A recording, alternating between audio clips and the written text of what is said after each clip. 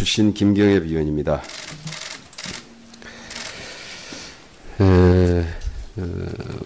국정감사 방송 문제로 국정감사를 보이콧하려고 했다가 그 다음에 다시 오늘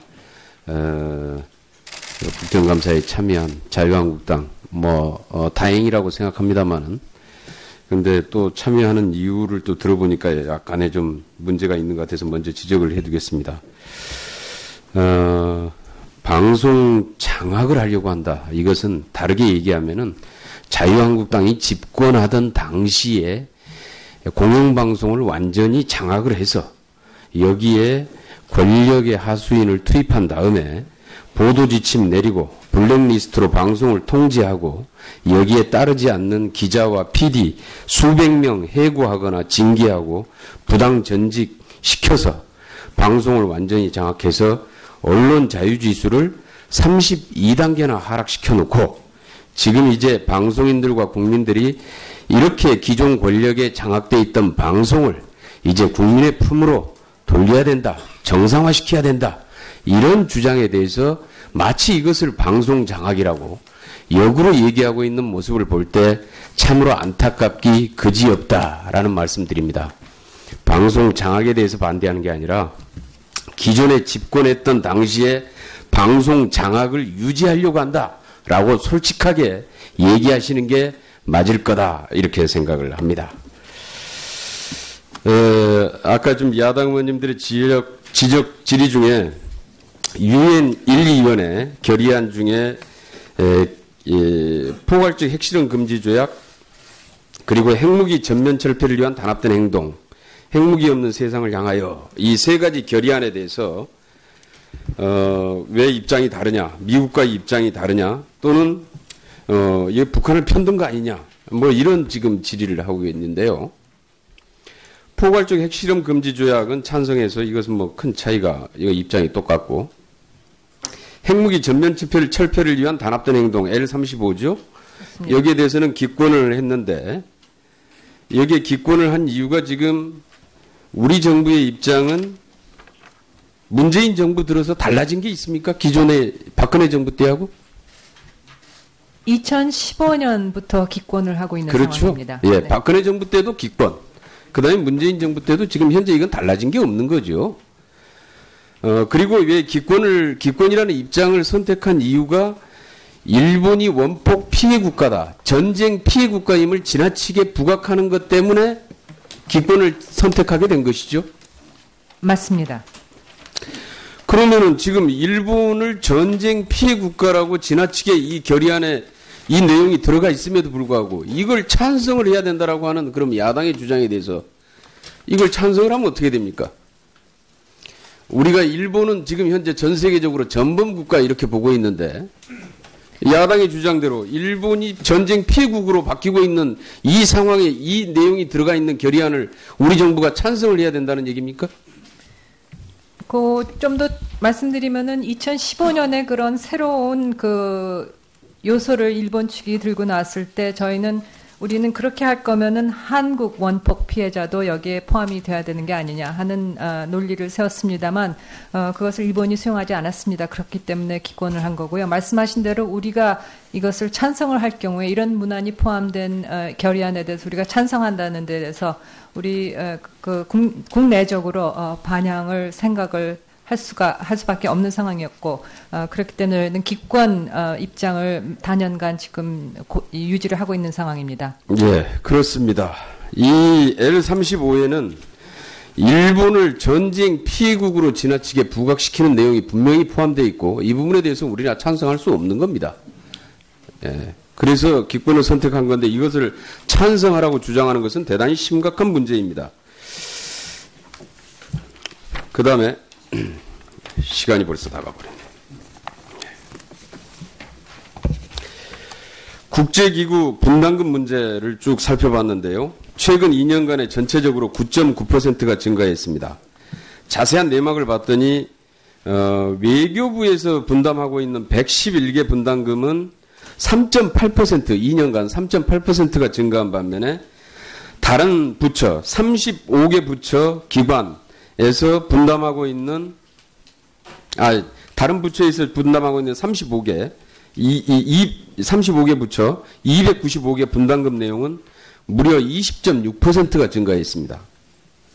국제기구 분담금이 이렇게 각각에 다 다르게 진행되고 있는데 혹시 이 내용을 장관님께서 좀 정확히 알고 계십니까? 그 국제기구 분담금을 포함해서 저희가 국제사회에 내는 그 기여금이 상당히 분절화되어 있다 하는 그런 전반적인 상황에 대해서 저희도 많이 분석을 하고 있습니다만 분담금에 대한 이렇게 자세한 그 분석은 의원님께서 이렇게 해주신 그 도표를 보고 저도 지금 그 수치상으로는 지금 처음 보는 상황입니다.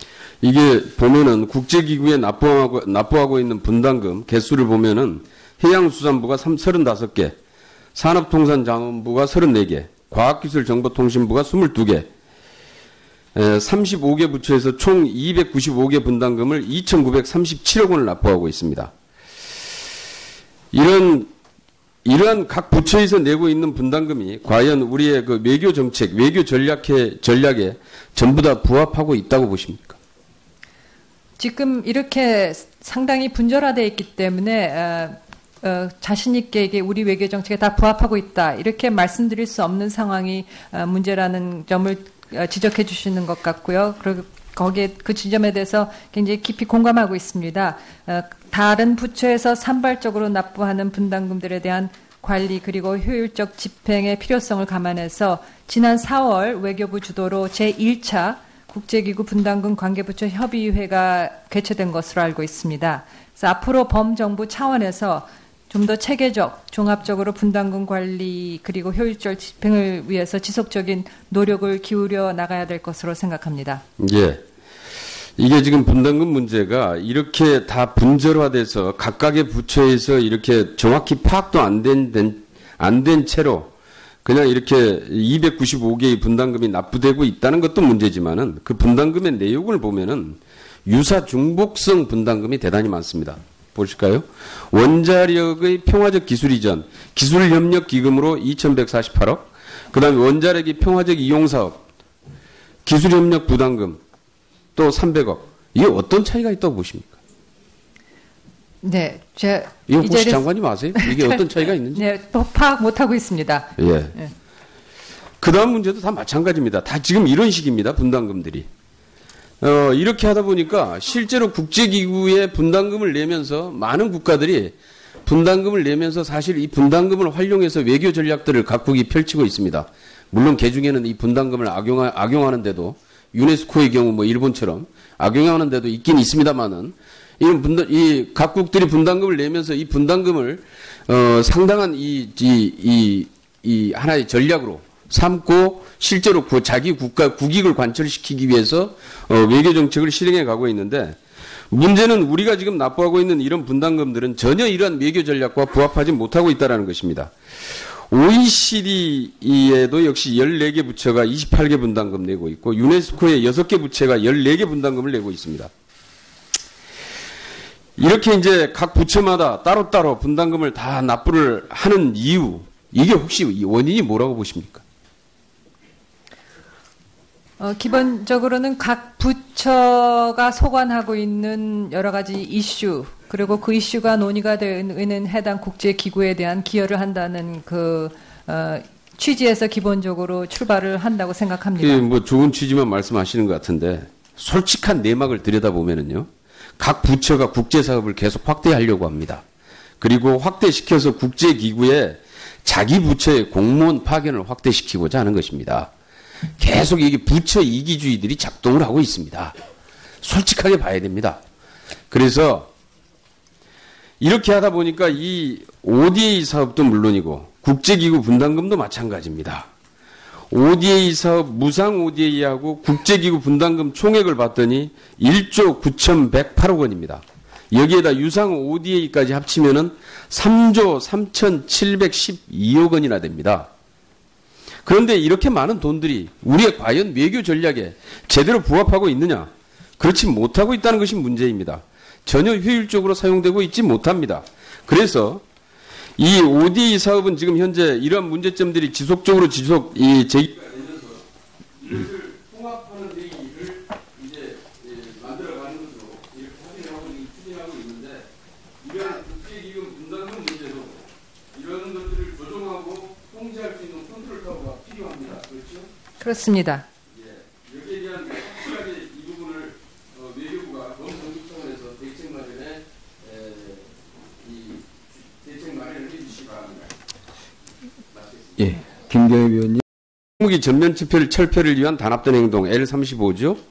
여기에 대해서는 기권을 했는데 여기에 기권을 한 이유가 지금 우리 정부의 입장은 문재인 정부 들어서 달라진 게 있습니까? 기존의 박근혜 정부 때하고? 2015년부터 기권을 하고 있는 그렇죠. 상황입니다. 예, 네. 박근혜 정부 때도 기권. 그다음에 문재인 정부 때도 지금 현재 이건 달라진 게 없는 거죠. 그리고 왜 기권이라는 입장을 선택한 이유가 일본이 원폭 피해 국가다. 전쟁 피해 국가임을 지나치게 부각하는 것 때문에 기권을 선택하게 된 것이죠. 맞습니다. 그러면은 지금 일본을 보도 지침 내리고 블랙리스트로 방송을 통제하고 여기에 따르지 않는 기자와 PD 수백 명 해고하거나 징계하고 부당 전직 시켜서 방송을 완전히 장악해서 언론 자유 지수를 32단계나 하락시켜 놓고 지금 이제 방송인들과 국민들이 이렇게 기존 권력에 장악돼 있던 방송을 이제 국민의 품으로 돌려야 된다. 정상화시켜야 된다. 이런 주장에 대해서 마치 이것을 방송 장악이라고 역으로 얘기하고 있는 모습을 볼 때 참으로 안타깝기 그지없다라는 말씀드립니다. 방송 장악에 대해서 반대하는 게 아니라 기존에 집권했던 당시에 방송 출신 김경엽 의원입니다.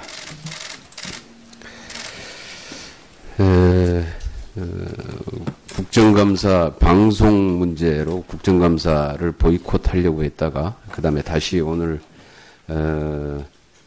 국정감사에 참여한 자유한국당 다행이라고 생각합니다만은 근데 또 참여하는 이유를 또 들어보니까 약간의 좀 문제가 있는 것 같아서 먼저 지적을 해두겠습니다.